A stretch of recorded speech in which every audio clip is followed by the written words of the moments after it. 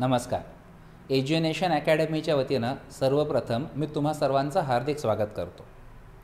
आजचा विषय हा खरं तर तुम्हा सर्वांना परिचयाचा नक्कीच असेल, कारण की काही दिवसांपूर्वीच म्हणजे अंदाजे 1.5 ते 2 महिन्यांपूर्वी MPSC राज्यसेवेनं स्वतःचा पॅटर्न आणि सिलेबस चेंज केलेला आहे आणि त्या संदर्भात भरपूर सारे व्हिडिओज, भरपूर सारं मार्गदर्शन एज्युनेशन अकॅडमीच्या वतीनं ऑलरेडी झालेलंच आहे. जर तुम्हाला नवीन पॅटर्न किंवा नवीन सिलेबसबद्दल काहीही माहिती नसेल, अजूनही तुमच्यापर्यंत ती माहिती पोचलेली नसेल किंवा जर चुकीची माहिती पोचलेली असेल, कारण की असं खरंच खूप वेळेला झालेलं आहे की मार्केटमध्ये जे वेगवेगळे क्लासेस आहेत त्यांनी फार चुकीचे आणि म्हणजे गैरसमज पसरवलेले आहेत विद्यार्थ्यांमध्ये आणि एक भीतीचं वातावरण निर्माण केलेलं आहे. तर योग्य मार्गदर्शन देणं ही एज्युनेशन अकॅडमीची पहिल्यापासूनची भूमिका राहिलेली आहे आणि त्यामुळेच आम्ही जे काही व्हिडिओज या अगोदरसुद्धा अपलोड केलेत MPSCच्या नवीन पॅटर्नच्या संदर्भात, ते व्हिडिओज प्लीज तुम्ही बघा. कुठल्याही क्लासच्या हेतूनं हे व्हिडिओज अपलोड केलेले नाहीत. फक्त MPSC राज्यसेवेची तयारी करणारे जे ॲस्पिरंट्स आहेत त्यांचा फक्त आणि फक्त फायदा व्हावा ह्या उद्देशानं हे व्हिडिओज तयार केलेले आहेत. तर जर तुम्ही एज्युनेशन अकॅडमीचे अगोदरचे व्हिडिओज बघितलेले नसतील तर कृपया ते बघा. आपल्या अकॅडमीचा कॉन्टॅक्ट नंबर प्रत्येक व्हिडिओमध्ये दिलेला असतो. तुम्हाला कुठल्याही प्रकारची काहीही शंका असेल तर तुम्ही त्यावरती कॉन्टॅक्ट करू शकता. तर जास्त वेळ न दवडता आपण आजच्या विषयावरती येऊयात. आजचा विषय अशा मुलांसाठी जास्त आवश्यक किंवा रिलेटेबल आहे की ज्यांचा ऑलरेडी MPSCच्या जुन्या पॅटर्नच्या पद्धतीनं क्लास झालेला आहे आणि त्यांना आता नवीन पॅटर्नमध्ये परीक्षा कशी द्यावी, तयारी कशी करावी, माझे जे संदर्भ साहित्य होतं आधीचं तेच मी आत्ता परत वापरू शकतो का, मी जे आधी ज्या प्रकारची तयारी केलेली आहे त्याचा मला कितपत फायदा होणार, आणि जे काही नवीन विषय आहेत की जे MPSCचं सिलेबस पण MPSCनं 8 दिवसापूर्वी आता मराठीतला सिलेबसही टाकला आहे वेबसाईटवरती. इंग्लिशमधला सिलेबस तर 1 महिन्यापूर्वीच आलेला होता. तर mpsc.gov.in या वेबसाईटवरती जाऊन तुम्ही तो सिलेबस डाउनलोड करू शकता. पूर्ण सिलेबस जर तुम्ही वाचला तर तुम्हाला असं दिसेल की मागच्या वेळी जो GS3 तुमचा असायचा, ज्याच्यामध्ये ह्युमन राईट्स आणि ह्युमन रिसोर्स डेव्हलपमेंट HR आणि HRD मानव संसाधन विकास आणि मानवी हक्क हा जो पेपर होता तो आता राहिलेला नाही आहे आणि एक नवीन पेपरचं इंट्रोडक्शन झालेलं आहे, ते म्हणजे एथिक्स, इंटेग्रिटी अँड ॲप्टिट्यूड. तर हे जे नवीन आहे त्यानंतर एसे. मागच्या पॅटर्नमध्ये तुम्हाला मराठी आणि इंग्लिशचा जो डिस्क्रिप्टिव्ह 50-50 मार्कांचा पेपर यायचा त्यामध्ये 25-25 मार्कांसाठी फक्त एसे विचारला जायचा. आता नवीन पॅटर्ननुसार तुम्हाला 250 मार्कांचे एसेज लिहायचे 2, म्हणजे एक एसे तुम्हाला 125 मार्कांसाठी निबंध लिहायचा आहे. तर अगोदरची तयारी माझी 25 मार्कांची होती, आता 125 मार्कांचा निबंध लिहायचा आहे, तेही अशा कुठल्या तरी टॉपिकवर की तो जनरली UPSCच्या स्टँडर्डचा येईल. मग तशा प्रकारचा एसे मी कसा लिहू, एथिक्स, इंटेग्रिटी, ॲप्टिट्यूड हा प्रकार काय असतो, या सगळ्या म्हणजे बरेच प्रश्न आहेत. बघा, हे प्रश्न मी काही प्रश्न आहेत की जे आपण असं म्हणू शकतो की these represent all the questions that are in your mind. ह्या प्रकारचे बरेच प्रश्न तुमच्या मनात असू शकतात, ह्यापेक्षा जास्तही असू शकतात. ह्या व्हिडिओमध्ये शक्यतो सर्व प्रश्नांचं उत्तर देण्याचा मी प्रयत्न करेलच, परंतु ह्यापेक्षा जास्त काही प्रश्न असतील तर तुम्ही परत कॉन्टॅक्ट करू शकता. तर सगळ्यात पहिला प्रश्न नक्कीच हा असू शकतो की नवीन पॅटर्ननं आता मी राज्यसेवेची तयारी कशी करू. कारण की बऱ्याच जणांचं मला हे दिसतंय की लोकांनी डायरेक्टली हार मानून टाकलेली आहे. लोक म्हणतात की नाही सर, आम्ही ऑब्जेक्टिव्ह पॅटर्न अगोदरची तयारी केलेली होती, आता डिस्क्रिप्टिव्ह पॅटर्न आला आहे, आता ते पॉसिबल नाही, आम्ही एक काम करतो, राज्यसेवेचा नाद सोडून देतो आणि फक्त कंबाईंड लेव्हलच्या परीक्षेची तयारी करतो. तर कृपया असं करू नका. तुमचं जर ड्रीम, तुमचं जर स्वप्न असेल राज्यसेवेमधनं पोस्ट काढण्याचं, तर त्याला अजिबात कॉम्प्रोमाइज करू नका. Edunation Academy is there to help you in every situation. कुठल्याही प्रकारची काही गरज पडली तर एज्युनेशन अकॅडमीचा प्रत्येक ट्रेनर तुमच्यासाठी येथे उभे आहेत. Don't worry about it. So नवीन पॅटर्न राज्यसेवेची तयारी कशी करायची हा एक प्रश्न असू शकतो. करेक्ट स्ट्रॅटेजी माझी काय असायला पाहिजे. माझा जुना पॅटर्नना अभ्यास झालेला आहे, मग आता मी अशा काय ॲडिशन्स कराव्यात की ज्यामुळे मी ह्या वेळेसची राज्यसेवा जी आहे ती पास करेल.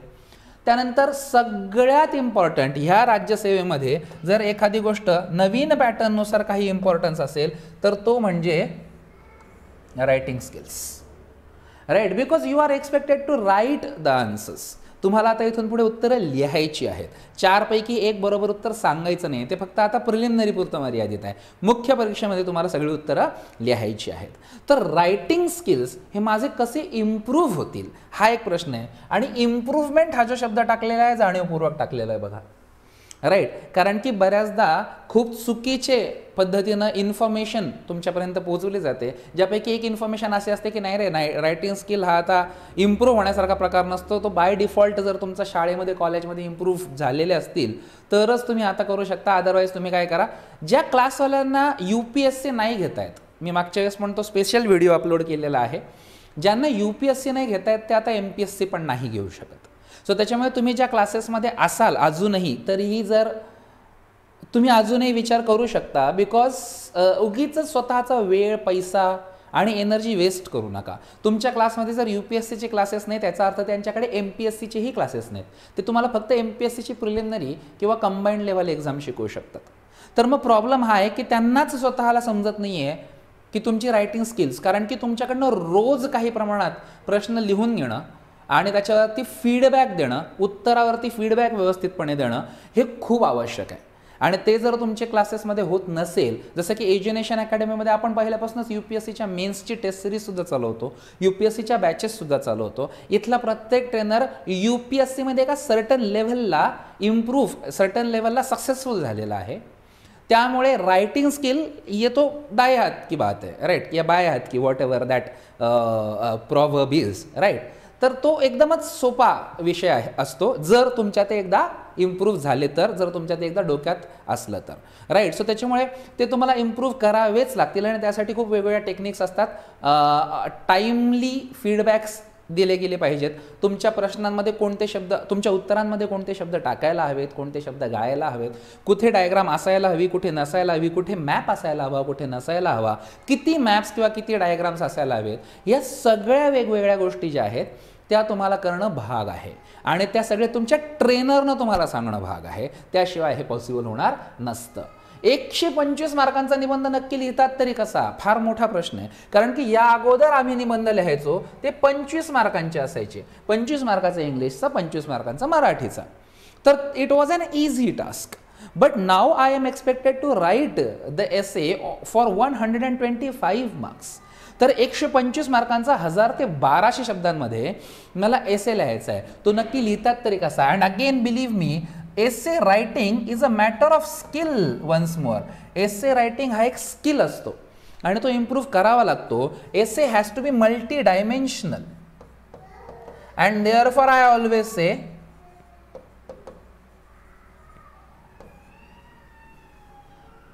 एसे has to be multi dimensional, right. म्हणजे वेगवेगळे डायमेन्शन्स तुमच्या एसेमध्ये यायलाच पाहिजेत. आता डायमेन्शन्स म्हणजे काय, एक जर स्ट्रेट फॉरवर्ड टॉपिक असला तर त्यामध्ये मी डायमेन्शन्स टाकू कसे. It is all a matter of skill, it is all a matter of development. तर एकदा तेवढ्या तासांचं तुमचं शेड्यूल झालं, त्यानंतर एज्युनेशन अकॅडमीच्या ट्रेनर्सनं तुमच्या प्रॅक्टिसेस घेतल्या की there won't be any topic that you can not write your essay on, right. कुठल्याही टॉपिकवरती तुम्ही अतिशय सुंदर 125 मार्कांचा एसे लिहू शकता, याची आपण गॅरंटी देतो. रिझन बिंग, तेवढे ट्रेनर क्वालिफाईड आहेत, तेवढे एक्सपिरियन्स्ड आहेत. त्यानंतरचा एक खूप महत्त्वाचा प्रश्न येतो की सर माझा जुन्या पॅटर्नना आधीच क्लास करून झालेला आहे, मग पूर्ण क्लास मला परत लावावा लागेल का. आणि त्याच्यासोबत हा प्रश्न आपण कनेक्ट करूया की फक्त मेन्सचा क्लास जर मी गेला तर नाही का चालणार. तर 100% चालेल, का नाही चालणार, राईट.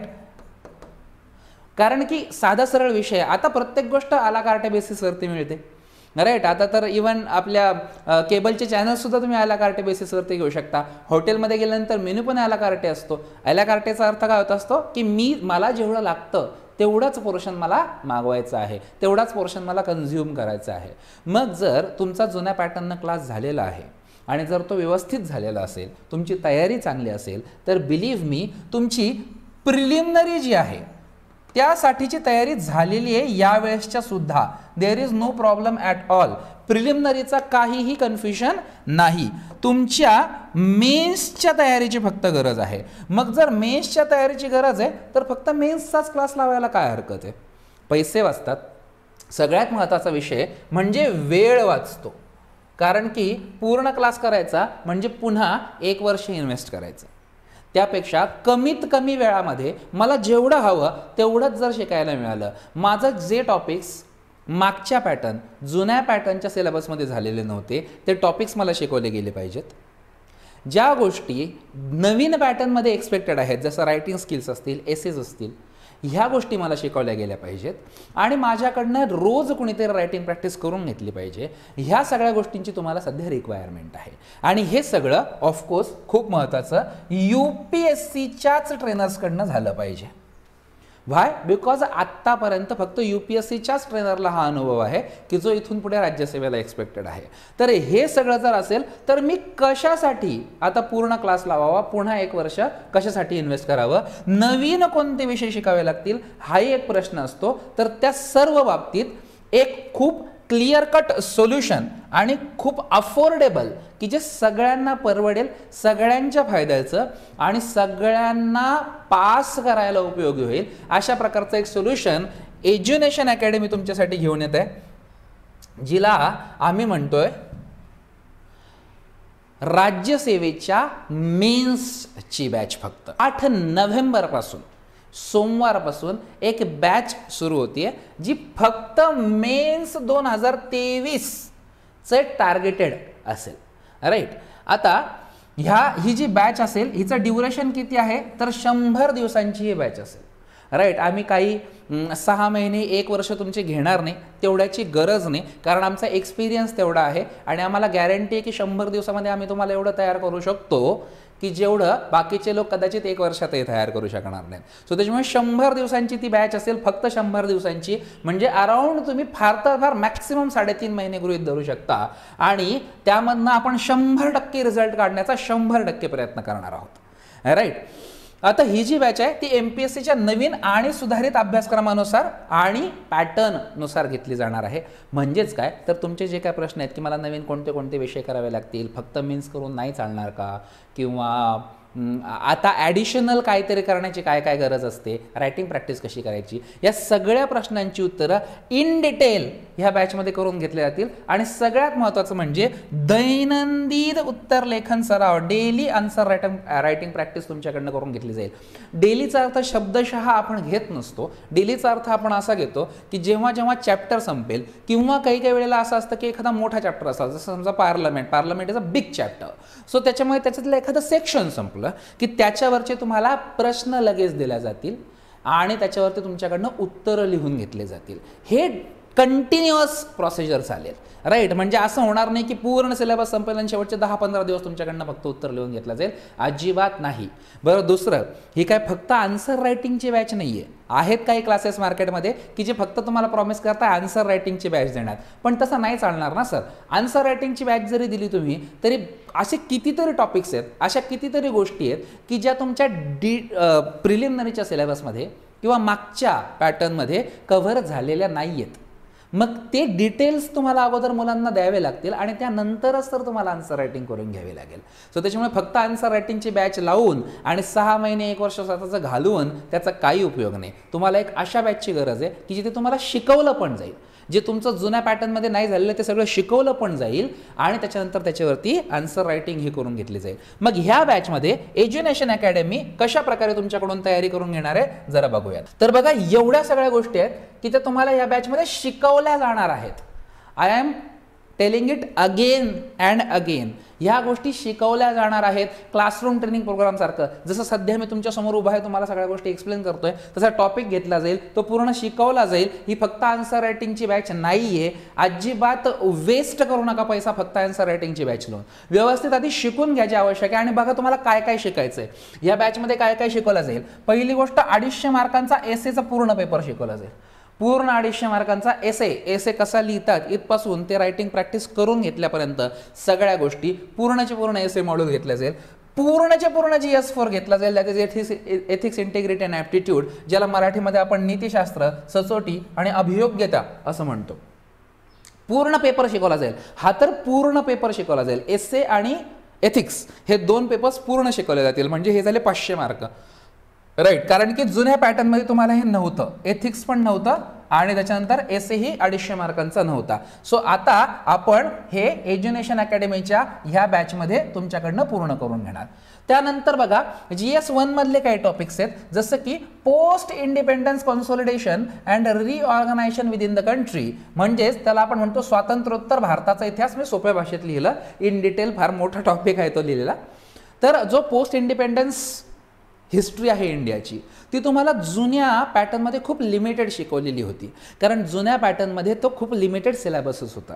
परंतु आता इथे आपण इन डिटेल घेणार आणि त्याच्यावरती रायटिंग प्रॅक्टिसही घडेल. त्याच्यानंतर फर्स्ट पेपरमध्ये अजून तुम्हाला एक GS1 मध्ये तुम्हाला अजून एक नवीन टॉपिक दिसतो, ज्याचं नाव आहे सोशल इश्यूज. राईट, म्हणजेच इंडियाच्या, भारताच्या सामाजिक समस्या. तर सोशल इश्यूजवरती तुम्हाला दरवर्षी UPSCच्या पॅटर्ननुसार 10 ते 15 मार्कांचे प्रश्न असतात. ते आता इथून पुढे MPSCतही येणार. सोशल इश्यूज तुमचे झालेले नाहीत. जुन्या पॅटर्नमध्ये तुम्हाला सोशल इश्यूज काहीही माहीत नाहीत, तर ते पूर्णपणे शिकवले जातील. Art and culture of India जुन्या पॅटर्नमध्ये तुम्हाला खूप लिमिटेड शिकवलं गेलं होतं. आता डिस्क्रिप्टिव्ह पॅटर्नच्या सेन्सनं तुम्हाला खूप डिटेल शिकावे लागेल, म्हणजेच भारताची कला आणि संस्कृती ज्याला आपण म्हणतो. त्याच्यानंतर important topics from geography strictly from mains perspective. आता इथे जिओग्राफी शब्द दिसल्यानंतर तुम्हाला असं वाटेल की पूर्ण भूगोल शिकवला जाणार का? नो, मी ॲडमिशन्स घेण्यासाठी तुम्हाला काही गोष्ट खोट्या बोलत नाही आहेत. जे काही शिकवणार ते इमानदारीत सांगतोय की शिकवणार, आणि जे काही नाही होणार तेही आत्ताच सांगतोय नाही होणार, कारण की ही बॅच अशा मुलांसाठी आहे की ज्यांचा अगोदर क्लास झालेला आहे परंतु जुन्या पॅटर्नचा झालेला आहे. आता त्यांना परत 1 लाख रुपये खर्च करून क्लास लावायचा नाहीये. त्यांना कमीत कमी पैशात आणि कमीत कमी वेळात नवीन पॅटर्नची MPSC फिनिश करायची आहे, त्यांच्यासाठीची ही बॅच आहे. त्यामुळे तेच शिकवलं जाईल जे तुमचं झालेलं नाही, असं आम्ही एक्सपेक्ट करतो. सो भूगोल पूर्ण शिकवला जाणार नाही, पण भूगोलाचे भरपूर असे टॉपिक्स असतात की जे अगोदरच्या पॅटर्नमध्ये नव्हतेच. ते आता डिस्क्रिप्टिव्ह पॅटर्नमध्ये एक्सपेक्टेड आहे, तुम्हाला माहीत असणं. तर त्याच्यामुळे डिस्क्रिप्टिव्हसाठी जेवढे कामाचे आहेत तेवढे GS1चे भूगोलाचे टॉपिक शिकवले जातील. त्यानंतर GS2चं बघा काय काय शिकवलं जाईल. Again important topics from polity strictly from mains perspective. Polity आणि कॉन्स्टिट्यूशनचे जे मेन्स पर्स्पेक्टिव्हनं खूप इम्पॉर्टंट टॉपिक आहे, मुख्य परीक्षेसाठी सगळ्यात आवश्यक जे टॉपिक्स आहेत की जे तुमचे अदरवाईज कुठल्याही सिलेबसमध्ये कंप्लीट होत नाहीत, जुन्या पॅटर्नमध्ये झालेले नाहीत, ते सर्व घेतल्या जातील GS2 मध्ये. त्याच्यानंतर गव्हर्नन्स, तुमचा अगोदर गव्हर्नन्स झालेला नव्हता, ज्याला आपण भारताचे प्रशासन असं म्हणतो. तुमचं फक्त शासन झालेलं आहे, इंडियन पॉलिटी झालेली आहे, प्रशासन फार डिटेल्ड झालेलं नसतं. आता आपल्याला आवश्यक आहे, कारण की देर आर अराउंड 50 to 60% नाही 50 to 60 marks weightage in UPSC examination. तो UPSC जर 50 ते 60 मार्कांचे वेटेज आहे, तर राज्यसेवेतही आता इथून पुढे अंदाजे तसंच असेल. सो त्याच्यामुळे गव्हर्नन्स तुम्हाला डिटेल शिकावं लागेल. सोशल जस्टिसचं तर तुम्ही नावही ऐकलेलं नाही आहे, ज्याला आपण सामाजिक न्याय असं म्हणत असतो. सोशल जस्टिस तुमचा जुन्या पॅटर्ननं, तुमचे पॉलिटीचे ट्रेनर कितीही चांगले असतील, इव्हन तुम्ही माझ्याकडे जरी जुन्या MPSCच्या पॅटर्ननं पॉलिटी शिकलेले असाल तरी मीही तुम्हाला सोशल जस्टिस शिकवलेला नाही, कारण की जुन्या पॅटर्नमध्ये सोशल जस्टिस नव्हताच. तो फक्त UPSCचा टॉपिक आहे, तो फक्त UPSCच्या बॅचमध्ये घेतला जायचा. सो त्यामुळे आता तुम्हाला इन डिटेल सोशल जस्टिससुद्धा शिकवला जाईल. आणि इंटरनॅशनल रिलेशन्स, आंतरराष्ट्रीय संबंध. राईट, आंतरराष्ट्रीय संबंध पण तुम्हाला मागच्या पॅटर्नमध्ये नव्हते. तुम्ही करंट अफेअर्समध्ये थोडेफार जे करायचात ते करायचात, परंतु आता 50 मार्कांना ते विचारले जाणार. आता मी 50 मार्क, 60 मार्क, 100 मार्क हे कुठून बोलतोय?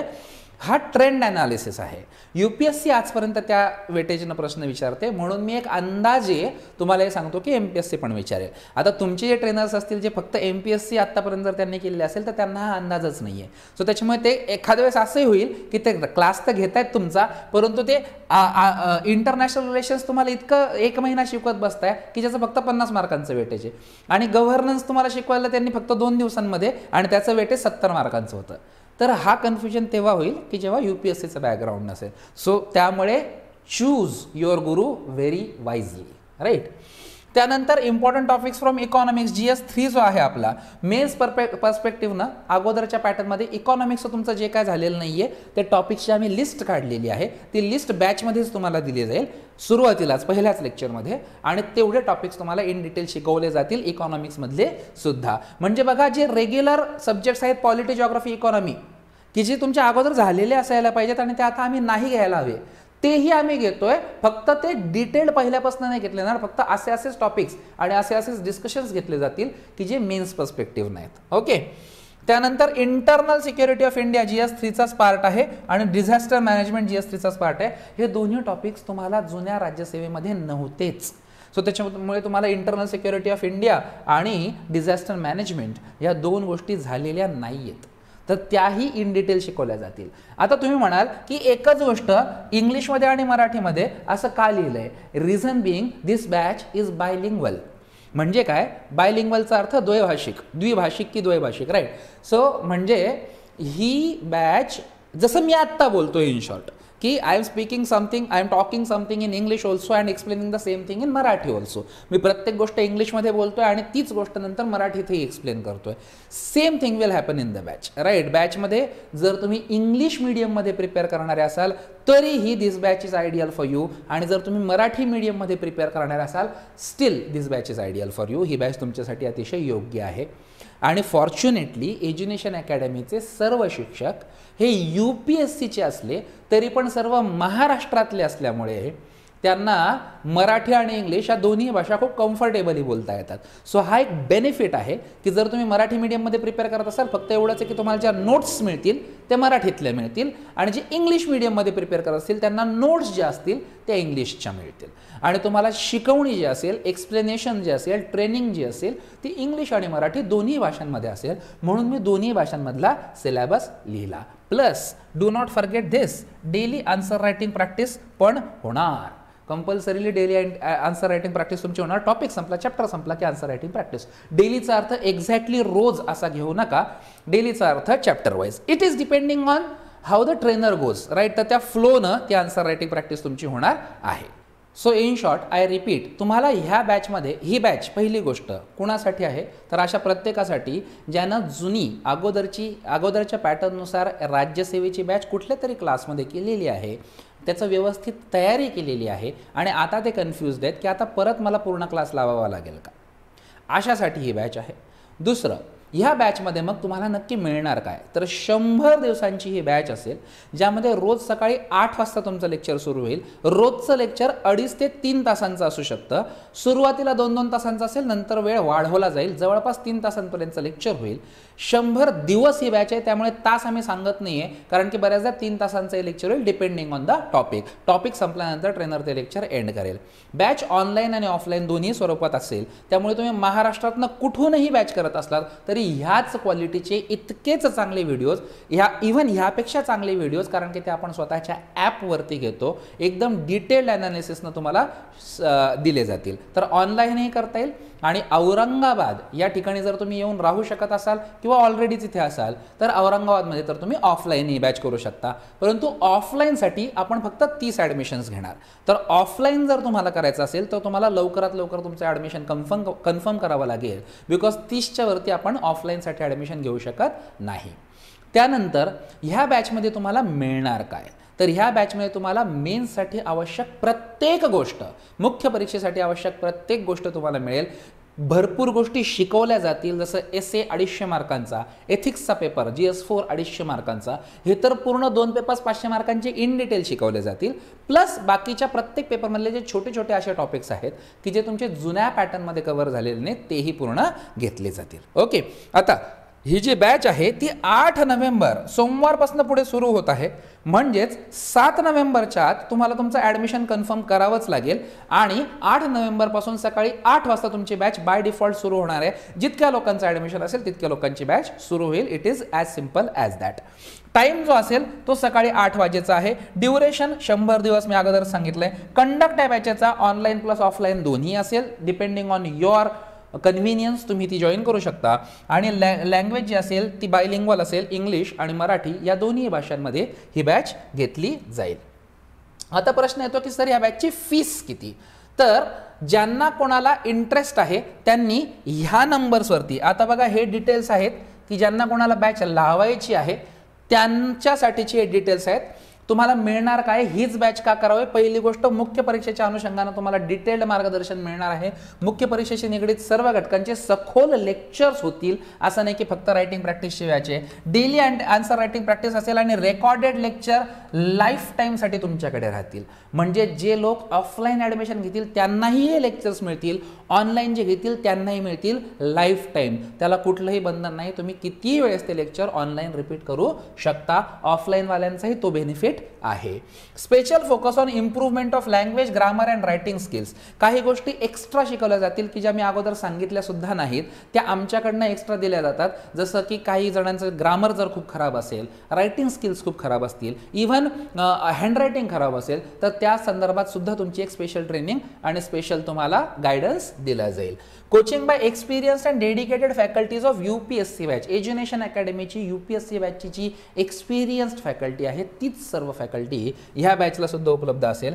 दर आठवड्याला शनिवारी संध्याकाळी 6 वाजता आपल्याकडे व्हॉट अ वीक नावाचा एक करंट अफेअर्सचा प्रोग्राम असतो. करंट अफेअर्सचं लेक्चर असतं. ते लेक्चर ह्या बॅचच्या मुलांना फ्री असेल. राईट, त्यासाठी कुठलीही फीस चार्ज केली जाणार नाही. That will be a complete free. So ह्या बॅचसोबत तुम्हाला करंट अफेअर्सचं प्रिपरेशन सुद्धा फ्रीमध्ये होणार आहे. त्यानंतर लाईफ टाईम मेंटॉरशिप. जर तुम्हाला इथून पुढे बॅच संपल्यानंतर 100 दिवसांनंतर कुठल्याही प्रकारच्या कशाही अडचणी येऊ देत, त्या अडचणींचं पूर्ण समाधान एज्युनेशन अकॅडमीची टीम कायम करत राहील. जोपर्यंत तुम्ही प्रिपरेशन करतात आणि जोपर्यंत तुम्ही पास होत नाही तोपर्यंत तुम्हाला डिटेल्ड गायडन्स लाईफ टाईम मिळत राहील. त्यानंतर जी आपली टेस्ट सिरीज असते एज्युनेशन अकॅडमीची, प्रिलिमिनरी आणि मेन्स दोन्हीची खूप चांगली स्टँडर्ड टेस्ट सिरीज असते, जी दिल्लीच्या तोडीची असते आणि त्याच्या 25% फीसमध्ये सुद्धा नसते. सो त्याच्यामुळे ती जी टेस्ट सिरीज आहे ह्या बॅचच्या मुलांना त्या टेस्ट सिरीजच्या संपूर्ण फीसमध्ये 5,000 रुपयांचा डिस्काउंट मिळेल. ओके. आणि एक्सेलंट quality online lectures on fully digital setup. हा जो सेटअप तुम्ही बघताय हा काय फक्त यूट्यूबसाठी नाही आहे, हा आपला रेग्युलर क्लासचा सुद्धा सेटअप आहे. याच्यावरतीच तुम्हाला डिटेल्ड ऑनलाईन ऑफलाईन जसे हवेत तसे लेक्चर्स करायला चान्स असेल. राईट.